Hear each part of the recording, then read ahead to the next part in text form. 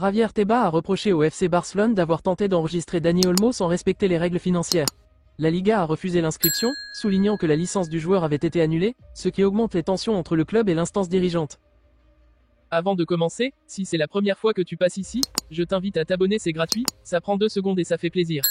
Merci beaucoup à toi. Javier Tebas, président de la Liga, a exprimé de vives critiques à l'encontre du FC Barcelone concernant l'enregistrement de Dani Olmo. Selon lui, la Liga a suivi les règlements en vigueur et estime que l'intervention du tribunal ainsi que la décision du CSD, Consejo Superior de Deportes, démontre une méconnaissance des procédures d'inscription des joueurs.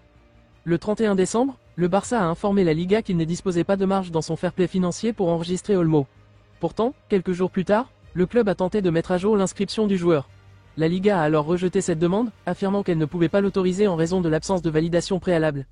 Le 3 janvier, Barcelone a indiqué avoir retrouvé un espace financier suffisant, mais selon Tebas, cela ne change rien puisque la licence d'Olmo avait déjà été annulée et qu'une nouvelle inscription était impossible. Il souligne que la commission en charge du dossier analyse encore la situation à la suite d'une lettre envoyée par le club catalan, mais que l'annulation de la licence demeure officielle. Cette affaire renforce les tensions entre la Liga et le Barça sur les questions financières et réglementaires. Le FC Barcelone continue de sécuriser ses talents prometteurs avec la prolongation de contrat de Pablo Gavi, suivie de celle d'Iñigo Martinez et Lamine Yamal, dans le but de renforcer l'équipe pour l'avenir. Pablo Gavi s'apprête à prolonger son aventure avec le FC Barcelone en signant un nouveau contrat valable jusqu'en 2030. L'accord devrait être officialisé aujourd'hui après les étapes administratives nécessaires. Ce nouveau contrat inclura une clause libératoire astronomique d'1 milliard d'euros, confirmant l'importance du jeune milieu de terrain dans le projet du club catalan. Après la prolongation de Gavi, le Barça prévoit également de finaliser les contrats d'Iñigo Martinez et de Lamine Yamal, 2 joueurs clés pour l'avenir de l'équipe.